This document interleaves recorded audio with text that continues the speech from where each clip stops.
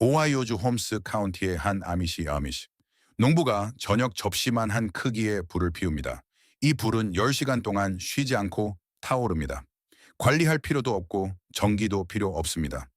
여러분이 지난 주말에 쪼개놓은 것과 똑같은 장작입니다. 이제 여러분의 뒷마당에 있는 화덕을 상상해 보십시오. 쪼갠 참나무를 한 아름 쌓아 올립니다. 불을 붙이고 90분이 지나면 장작은 다 타버리고 없습니다. 자정이 되면 적외선 온도계로 측정한 주변 땅의 온도는 화씨 38도를 가리킵니다. 차갑습니다. 같은 장작, 같은 날씨인데 열기는 2배이고 연료는 절반만 듭니다. 이것은 속임수가 아닙니다. 1442년에 작성된 독일 농가 설명서에 기록된 방법입니다. 랭커스터 카운티의 한 가족이 5대에 걸쳐 이 방법을 사용했습니다. 주류 캠핑 서적에서는 이를 전혀 언급하지 않았습니다. 이 영상이 끝날 때쯤 저는 아무도 지켜보지 않아도 장작 한 더미가 10시간 동안 타오르게 해주는 1442년 설명서 뒷장에 독일어로 적힌 단 하나의 변형 방식을 보여드릴 것입니다. 아미시 사람들은 이를 나이트캡, 로그 나이캡블럭, 취침용 통나무라고 부릅니다. 영어를 사용하는 일반 주택 소유자 중 이를 들어본 사람은 거의 없습니다. 제가 이 방법이 작동하는 것을 처음 본 것은 10월 하순 밀러스버그 외곽의 한 뒷마당에 서 있을 때였습니다. 저는 코트 주머니에 손을 찔러 넣는 차에 다니엘이라는 남자가 한 번에 나뭇가지 하나씩 불에 넣는 것을 지켜보고 있었습니다. 저는 집에서 늘 하던 대로 쪼갠 참나무를 한 아름 가져왔습니다. 그는 그것을 보고 미소를 지으며 그중 대부분은 필요 없을 것이라고 말했습니다. 그의 말이 맞았습니다. 작은 장작 3개가 일반 화덕에서 제 장작더미 전체가 탔을 시간보다 더 오래 탔습니다. 그날 밤 저는 집으로 돌아가 불을 피우는 것에 대해 제가 알고 있다고 생각했던 모든 것을 버렸습니다. 새로운 땅은 필요 없습니다. 새로운 장비도 필요 없습니다. 이번 주말 여러분이 이미 소유한 뒷마당에서 이미 쪼개놓은 장작으로 이 방법을 실행할 수 있습니다. 이제 제가 다니엘이 하는 것을 본대로 말씀드리겠습니다. 왜냐하면 그것은 여러분이 불 피우기에 대해 들었던 모든 것과 정반대이기 때문입니다. 그는 장작을 높은 원뿔형 TPU로 쌓지 않았습니다. 보이스카우트에서 가르치는 것처럼 통나무집 모양의 사각형으로 쌓지도 않았습니다. 그는 구멍을 팠습니다. 너비 약 1피트, 깊이 1피트의 단순한 구멍을 파고 그 옆에 더 작은 두 번째 구멍을 파서 아래쪽을 터널로 연결했습니다. 그는 주 구멍 안에 장작을 내려놓고 위에서부터 불을 붙인 뒤 뒤로 물러섰습니다. 불꽃은 바람을 타고 위로 솟구치는 대신 구덩이 아래로 빨려 들어갔습니다. 영희는 사실상 사라졌고 열기는 차가운 하늘로 곧장 솟아올라 사라지는 대신 용광로 통풍구처럼 땅에서 뿜어져 나왔습니다. 저는 그 구덩이 1피트 위로 손을 뻗었고 집에서 쓰던 오래된 지상 화덕에서 3피트 떨어져 서 있을 때 느꼈던 것보다 더 많은 온기를 느꼈습니다. 그는 이를 지하 통풍 방식 Underground Draft Method이라고 불렀습니다. 영어권 세계에서는 이를 다코타 파이어홀이라고 부릅니다. 아미시 사람들은 늦어도 1800년대 초부터 펜실베이니아와 오하이오 전역의 농장에서 이 방식의 변형을 사용해 왔습니다. 그리고 그 이면에 있는 원리는 미국이라는 나라 자체보다 더 오래되었습니다. 이 방식이 작동하는 이유는 수동 대류 (passive convection라는 현상 때문입니다. 차가운 공기가 더 작은 측면 구멍으로 빨려 들어가 터널을 통과한 뒤 아래에서 타오르는 장작과 부딪히며 연소에 가장 필요한 정확한 지점에 순수한 산소를 공급합니다. 이 측면 구멍은 펌프질을 멈추지 않는 풀무 역할을 합니다. 배터리도 선풍기도 전기도 없이 지면의 차가운 바람과 묻힌 불꽃에서 솟아오르는 뜨거운 공기 기둥 사이에 자연적인 기압 차이만으로 이루어집니다. 그리고 불이 지표면 아래에 있기 때문에 흙 자체가 용광로의 일부가 됩니다. 구덩이의 벽은 연소 중에 열을 흡수하고 다시 안쪽으로 방출합니다. 따라서 장작은 단순히 타는 것이 아니라 구워집니다. 바람에 낭비되는 것이 거의 없기 때문에 모든 나뭇가지가 거의 2배에 달하는 사용 가능한 에너지를 내뿜습니다. 저는 다음 날 아침 철물점에서 약 $32를 주고 산 저렴한 적외선 온도계로 온도를 측정해 보았습니다. 다니엘의 구덩이 주변 흙은 마지막 불꽃이 꺼진 지 18시간이 지났는데도 여전히 화씨 190도 이상을 가리키고 있었습니다. 집에서 쓰던 제 오래된 지상 화덕은 밤새 똑같이 불을 피운 후 해가 뜰 무렵에는 얼음장처럼 차가워졌고 쟤는 이미 이슬에 젖어 있었습니다. 그것이 바로 차이점입니다. 이것이 한 문단으로 요약한 비밀의 전부입니다. 하지만 구멍 자체는 시작에 불과하기 때문에 더 많은 것이 있습니다. 이 지식이 평범한 미국인의 뒷마당에서 사라진 이유에 대해 아무도 말해주지 않는 사실이 여기 있습니다. 제2차 세계대전 이후 캠핑 산업이 폭발적으로 성장했습니다. 기업들은 강철 화덕 링, 조립식 화덕, 프로판 파이어 테이블, 번쩍이는 파티오 히터를 팔기 시작했습니다. 광고에서는 진짜 불이란 밤하늘로 불꽃이 튀어오르며 그림 엽서처럼 높고 맹렬하게 타오르는 불길이라고 말했습니다. 불꽃이 클수록 더 좋은 경험이라고 했습니다. 그 이미지는 잡지를 팔았습니다. 라이터 기름을 팔았습니다. 트럭 단위로 장작을 팔았습니다. 하지만 남방의 관점에서는 완전히 틀린 것이었습니다. 그리고 생존을 위해 실제로 불에 의존했던 사람들, 즉 아미시, 옛 메노나이트 농부들, 중서부 북부의 덫 사냥꾼들은 그런 것에 결코 속지 않았습니다. 그들은 마케팅 부서가 묻어버린 진실을 알고 있었습니다. 높이 솟은 불꽃은 달아나는 불꽃입니다. 장작 위로 솟아오르는 불길의 모든 부분은 여러분의 몸을 떠나 하늘로 날아가 버리는 아무런 쓸모가 없는 열기입니다. 아미시 사람들은 1700년대에 독일 팔츠 파라티나테 지역과 스위스에서 건너온 자신들의 조상들로부터 일을 배웠습니다. 독일어를 사용하는 농가를 위해 작성되었고 1742년으로 연대가 추정되는 때로는 가장 하우스 파더의 전통이라고 불리는 가정용 설명서가 있는데 여기에는 추운 날씨에 효율을 높이기 위해 요리 및 난방용 불을 지면 아래로 낮추는 관행이 명시적으로 설명되어 있습니다. 아미시 사람들은 그 관행을 대서양 건너로 가져왔습니다. 그리고 개방형 화로와 높은 굴뚝으로 기울어졌던 대부분의 초기 미국 정착민들과 달리 이 소박한 공동체 플레인 커뮤니티즈는 야외 작업, 단풍 실업, 채취철, 도축하는 날, 그리고 숲에서 밤새워 야영을 지킬 때 묻힌 불의 원칙을 고수했습니다. 그들은 이를 발전시켰습니다. 측면 통풍 터널을 추가했습니다. 어떤 흙이 열을 가장 잘 보존하는지 배웠습니다. 그들은 펜실베이니아 동부와 오하이오 중부 주변에 점토가 많은 땅이 모래흙보다 실제로 성능이 더 뛰어나다는 것을 알아냈습니다. 점토 벽이 연소가 끝난 후에도 몇 시간 동안 온기를 유지했기 때문입니다. 1800년대에 주류 미국 자급자족 농경 홈스테딩 서적을 쓰던 사람들은 유럽 귀족의 벽난로 디자인을 베끼고 있었지 랭커스터 카운티의 농부들에게 1월 도축 기간 동안 어떻게 따뜻하게 지냈는지 묻지 않았기 때문에 이 중 어느 것도 책에 기록되지 않았습니다. 이 지식은 소박한 공동체 내부에 머물렀고 어떤 기록 보관소에도 남지 않는 조용한 작업장 대화 속에서 할아버지로부터 손자에게로 전해졌습니다. 제가 이 사실을 알게 된 것은 당시 80대였던 다니엘의 아버지가 어느 날 오후 젖은 장작에 불을 붙이려 애쓰는 저를 지켜보다가 마침내 아미시 특유의 온화한 인내심을 담아 제가 너무 적은 열을 얻기 위해 너무 힘들게 일하고 있다고 말씀하셨기 때문입니다. 그는 제 손에서 삽을 가져갔습니다. 20분 후 우리는 다음 날 아침까지 지속되는 불을 피웠습니다. 저는 그의 헛간 마당에 서서 50년 동안 강도를 당한 것 같은 기분을 느꼈습니다. 제가 갔던 모든 캠핑 여행, 제가 피웠던 모든 뒷마당의 불, 제가 낭비했던 모든 장작더미, 이 모든 것은 저의 무지로부터 이익을 얻은 산업이 저지른 조용한 절도 행위와 같았습니다. 따라서 제가 다음으로 한 일은 그것을 직접 만드는 방법을 정확히 배우는 것이었습니다. 그리고 지금부터 제가 단계별로 그 과정을 설명해 드릴 테니 이 영상이 끝날 때쯤이면 해가 지기 전에 여러분의 마당에서 직접 해보실 수 있을 것입니다. 만약 여러분이 이미 집을 소유하고 있고 이것이 처음부터 새로 짓는 사람들에게만 해당된다고 생각하신다면 계속 지켜봐 주십시오. 왜냐하면 다음 부분은 특별히 여러분을 위한 것이기 때문입니다. 시공업자를 부를 필요가 없습니다. 허가를 신청할 필요도 없습니다. 열기의 대부분을 하늘로 날려버리는 강철 파티오 화덕링에 $400를 쓸 필요도 없습니다.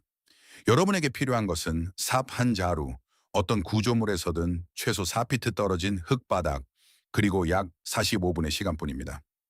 여러분의 기존 뒷마당에 아미시 지하 난방 구덩이를 만드는 정확한 방법은 다음과 같습니다. 맨흙이 드러난 평평한 곳을 찾으십시오. 마당이 온통 잔디라면 삽으로 작은 정사각형 모양의 잔디를 떠서 한쪽에 치워두십시오. 나중에 다시 덮어두면 그곳에 구덩이가 있었다는 사실을 아무도 모를 것이기 때문입니다. 상단 너비가 약 12인치, 깊이가 대략 15인치인 주 구멍을 파십시오. 벽면은 바닥을 향해 안쪽으로 약간 좁아지게 마치 작은 깔때기를 뒤집어 놓은 모양으로 만드십시오. 이렇게 좁아지는 형태가 열이 흙 속으로 옆으로 퍼지는 대신 여러분의 손과 얼굴을 향해 위로 집중되게 만들기 때문입니다. 이제 주구멍의 가장자리에서 주풍 (prevailing wind) 이 불어오는 방향으로 약 10인치 떨어진 곳에 너비 약 6인치, 깊이 10인치의 더 작은 두 번째 구멍을 파십시오. 이것이 통풍 흡입구입니다. 두 구멍의 바닥을 팔뚝이 통과할 수 있을 정도의 너비를 가진 터널로 연결하십시오. 그 터널이 전체 시스템의 엔진입니다. 차갑게 들어오는 바람이 작은 구멍에 부딪혀 아래로 내려가고 터널을 통과해 질주한 다음 아래에서부터 불의 밑바닥을 강타할 것입니다. 이것이 바로 두 배의 열 출력을 만들어내는 원리입니다. 두 개의 구멍과 터널을 다 팠다면 구할 수 있는 경우 작고 납작한 돌 서너 개를 주 구덩이 바닥에 깔아주십시오. 강돌, 들돌 등 열을 머금는 것이면 무엇이든 좋습니다. 석회암이나 다공성 물질은 피하십시오. 뜨거운 불 속에서 갈라지거나 심지어 터질 수도 있기 때문입니다. 제가 홈스 카운티에서 본 아미시 사람들은 철거된 굴뚝에서 나온 오래되고 깨진 벽돌 조각을 사용했는데 이는 훌륭하게 작동하며 비용도 전혀 들지 않습니다. 부싯깃, 불쏘시개, 그리고 쪼갠 단단한 나무 화렵수, 서너 조각을 그 돌들 바로 위에 올려놓으십시오. 아래가 아니라 위에서부터 불을 붙이십시오. 하향식 점화, top-down ignition는 또 다른 비밀 중 하나입니다. 위에서 불을 붙이면 불이 장작더미를 타고 천천히 아래로 타들어갑니다. 뜨거운 숯이 가열된 돌 위로 떨어지고 통풍 터널은 산소가 필요한 곳에 정확히 산소를 공급합니다. 폭발적으로 타오르는 대신 통제된 하강 방식으로 소비되기 때문에 장작은 아래에서 불을 붙일 때보다 거의 2배나 오래 지속됩니다. 약 15분 이내에 불꽃이 짧아지고 밑부분이 파랗게 변하며 거의 소리 없이 엄청난 열을 내뿜는 것을 알게 될 것입니다. 산소 공급이 매우 효율적이어서 나무 증기의 거의 모든 입자가 구덩이 안에서 깨끗하게 연소되기 때문에 연기가 거의 나지 않습니다. 눈이 따갑지 않을 것입니다. 옷의 냄새가 배지 않을 것입니다. 이웃들은 여러분의 마당을 직접 들여다보지 않는 한 불을 피우고 있다는 사실조차 모를 것입니다. 그리고 일반적인 교외 부지를 가진 기존 주택 소유자에게 중요한 부분이 바로 여기 있습니다. 영구적인 무언가를 만들 필요가 없습니다. 불이 꺼지고 재가 식은 후 재를 퍼내고 따로 치워두었던 흙으로 구멍을 다시 채운 다음 그 위에 정사각형 잔디를 다시 덮어두기만 하면 마당은 이전과 똑같은 모습이 됩니다. 구덩이는 보이지 않습니다. 원한다면 다음 주말에 다른 장소에 다시 만들 수 있습니다. 설치할 것도 없습니다. 기반 시설도 필요 없습니다. 문을 두드리는 검사관도 없습니다. 이것은 제가 개인적으로 테스트해 본 것 중 가장 영향이 적고 출력이 높은 난방 방식입니다. 저는 이 방식이 어디서나 작동한다는 것을 확신하기 전까지 2번의 겨울 동안 3개의 다른 주에서 이를 테스트했습니다. 하지만 땅 속의 구멍은 절반에 불과합니다. 나머지 절반은 그 안에 무엇을 넣느냐입니다. 그리고 이 부분에서 모든 미국 캠핑 서적이 거꾸로 설명하고 있습니다. 여러분은 아마 평생 동안 최고의 장작은 단단하고 밀도가 높으며 잘 건조된 참나무나 히코리 나무라고 들어왔을 것입니다. 실내용 장작 난로에는 그 말이 맞습니다. 하지만 야외 지하 난방 구덩이의 경우 아미시 사람들은 완전히 다른 방식을 사용합니다. 그리고 그 이유를 이해하고 나면 여러분은 결코 예전으로 돌아가지 않을 것입니다. 그들은 장작을 섞었습니다. 구체적으로 말하자면 밀도가 높은 단단한 나무를 바닥에 깔고 물풀의 나무, 노도밤나무 또는 잘 마른 사과나무처럼 가볍고 빨리 타는 나무를 그 위에 놓습니다. 그 이유는 단순한 물리학이지만 저는 미국의 어떤 캠핑 서적에서도 이를 언급하는 것을 들어본 적이 없습니다. 통풍 터널이 산소를 공급하는 구덩이의 바닥에는 오래 지속되는 숯바닥을 형성할 나무가 필요합니다. 단단하고 밀도가 높은 참나무가 그 역할을 완벽하게 해냅니다. 그것은 몇 시간 동안 붉게 빛납니다. 불꽃이 시작되는 구덩이의 상단에는 시스템을 안정적인 대류 주기로 만들기 위해 빨리 불이 붙고 열을 빠르게 방출하는 나무가 필요합니다. 더 가벼운 화렵수가 그 역할을 합니다. 이 순서대로 쌓고 위에서부터 불을 붙이면 가벼운 나무가 아래의 숲바닥으로 떨어지면서 더 무거운 나무에 불을 붙입니다. 첫 1시간이 지날 때쯤이면 구덩이 바닥에는 단단한 나무로 된 깊고 붉게 빛나는 수채 중심부가 형성되어 주변의 흙과 깔아둔 돌로 열을 방출합니다. 이 중심부는 눈에 보이는 불꽃이 사라진 후에도 6시간, 유압시간 또는 8시간 동안 사용할 수 있는 온기를 유지할 수 있습니다. 저는 전날 밤 10시부터 휴면 상태였던 구덩이로 새벽 4시에 걸어 나가 입구 위로 손바닥을 댔을 때 여전히 땅에서 온기가 올라오는 것을 느꼈습니다. 랭커스터 카운티의 아미시 농부들은 늦가을 도축하는 날, 추운 날씨에 몇 시간 동안 일하기 위해 신뢰할 수 있는 야외 여론이 필요하고 몸을 녹이러 집으로 달려갈 여유가 없을 때 정확히 이 방법을 사용합니다. 그들은 제게 장작 더미를 불을 위한 연료가 아니라 충전되는 배터리로 생각하라고 가르쳐 주었습니다. 바닥에 있는 단단한 나무는 수명이 긴 전지입니다. 위에 있는 가벼운 나무는 스타터 점화기입니다. 구덩이 벽과 돌은 저장 매체입니다.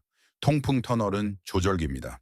이 네 가지 요소가 함께 작동할 때 제가 지금까지 피워본 어떤 지상 화덕에도 존재하지 않는 지속적이고 고른 복사열을 얻게 됩니다.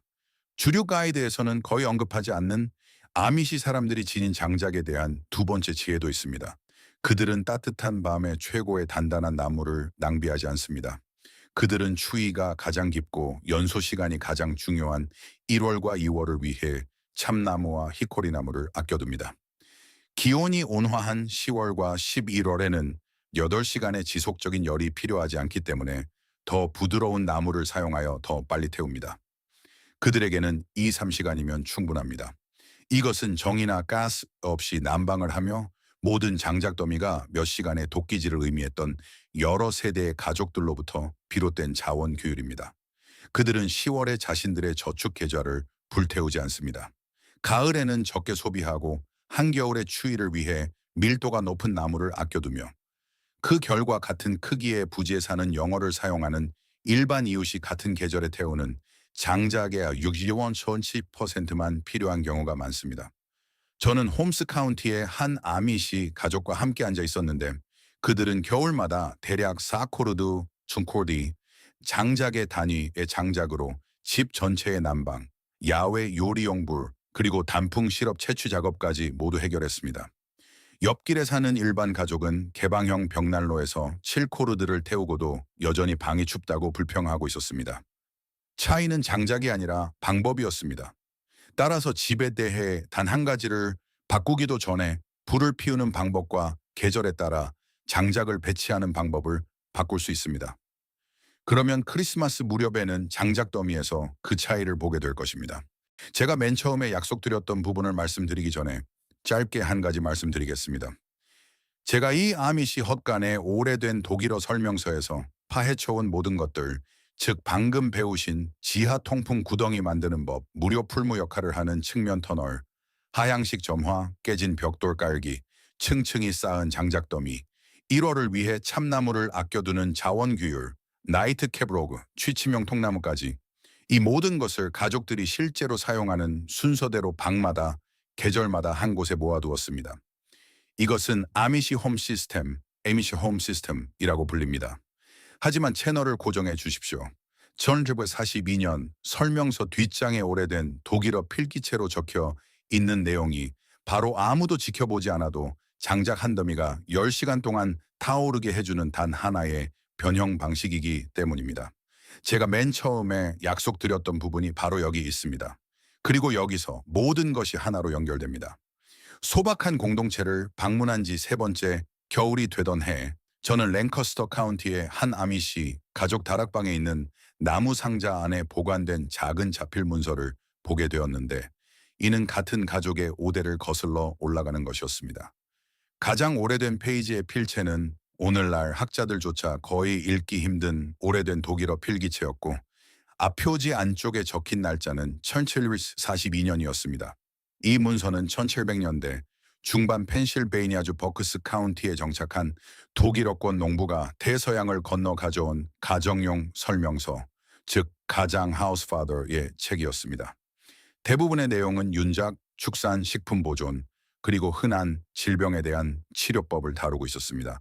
하지만 뒤쪽의 세 페이지에는 그 가족이 200년 동안 지속적으로 사용해 온 특정한 야외불 피우기 방식이 설명되어 있었습니다. 이 기술은 제가 이미 설명한 지하 통풍 구덩이와 미국의 어떤 주류 자료에서도 기록된 것을 본 적이 없는 마지막 변형 방식 하나를 결합한 것이었습니다. 불을 피우고 안정적으로 타오르기 시작하면 손목 굵기보다 크지 않은 생나무 화렵수, 이상적으로는 생이코리나무나 생참나무 한 조각을 가져와 구덩이 맨 위를 가로질러 약간 중심에서 벗어나게 놓아 입구의 약 절반을 막습니다. 그것이 전부입니다. 그것이 바로 빠진 조각입니다. 너무 사소하게 들려서 제가 지어낸 이야기라고 생각하실 수도 있지만 그 생나무 한 조각이 하는 역할은 구덩이를 단순한 난방용 불에서 장작 한 더미로 12시간 동안 작동할 수 있는 장시간 연소 복사 히터로 탈바꿈시키는 것입니다. 생나무는 수분을 머금고 있기 때문에 즉시 불이 붙지 않습니다. 대신 아래에서부터 천천히 구워지면서 증기를 방출하고 밑면이 서서히 탄화됩니다. 탄화되면서 구덩이 입구 위에 부분적인 덮개를 형성하고 이는 뜨거운 공기가 위로 빠져나가는 속도를 극적으로 줄여줍니다. 이제 산소의 흐름이 생나무 통나무와 구덩이 가장자리 사이의 틈새에 의해 조절되기 때문에 아래의 불은 열린 불꽃으로 달아날 수 없습니다. 연소는 거의 완벽하게 그을리는 상태로 느려집니다. 구덩이의 흙벽은 열을 흡수하고 다시 방출하며 생나무 통나무 자체는 아래의 열에 의해 건조가 끝난 89시간 후에 결국 연료의 일부가 됩니다. 이것을 제게 보여준 아미시 가족은 자신들의 방언으로 이를 나이트 캡 로그, 어나이 캡럭이라고 불렀고 그들의 조상들은 모두 추운 밤에 송아지를 낳거나 아픈 동물을 돌보는 동안 누군가 헛간 마당에서 따뜻하게 지내야 할 때 똑같은 방법을 썼다고 말했습니다. 이 기술은 742년 문서의 평범한 독일어 필기체로 관리하지 않고도 겨울밤 내내 불을 살려두는 방법으로 설명되어 있습니다. 저는 바로 다음 주에 제 뒷마당에서 이를 시도해 보았습니다. 저녁 9시에 불을 붙이고 10시 30분경에 입구를 가로질러 생나무 통나무를 놓은 뒤 집 안으로 들어갔습니다. 아침 6시에 다시 밖으로 나왔습니다. 탄화된 통나무 아래에는 여전히 붉게 빛나는 숲바닥이 있었습니다. 구덩이 주변의 흙은 만져보니 따뜻했습니다. 전날 밤 돌 가장자리에 올려두었던 물 냄비에서는 여전히 김이 나고 있었습니다. 관리도, 전기도, 선풍기도, 도구도, 연료 첨가제도 없이 야외에서 장작 한 더미로 얻어낸 9시간의 사용 가능한 열기였습니다. 그저 구멍 하나, 터널 하나, 올바른 순서로 쌓은 올바른 장작, 그리고 적절한 순간에 맨 위에 올려놓은 생나무 통나무 하나뿐이었습니다. 그것이 바로 200년 된 남방의 비밀입니다. 그것이 이 나라가 존재하기 전부터 아미시 사람들이 알고 있었던 것입니다.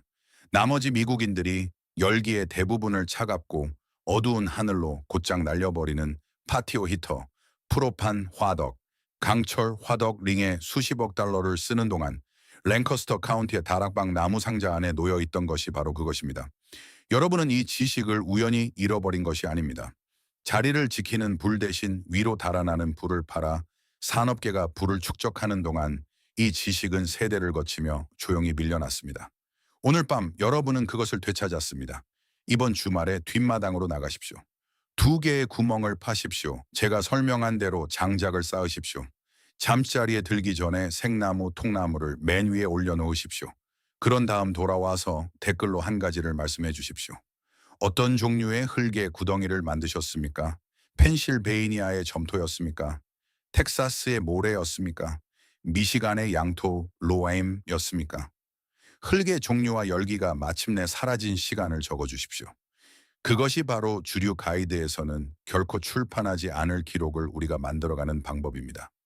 이 이야기가 여러분의 뒷마당에 있는 단순한 요소들을 바라보는 방식을 바꾸었다면 저희 채널을 구독하고 이 영상의 좋아요를 눌러주십시오. 우리는 그들이 묻어버리려 했던 역사를 발굴하고 있습니다. 오래전 우리에게서 빼앗긴 지식을 한 번에 한 가지 기술씩 되찾는 일에 동참해 주십시오. 미래의 씨앗을 심으십시오.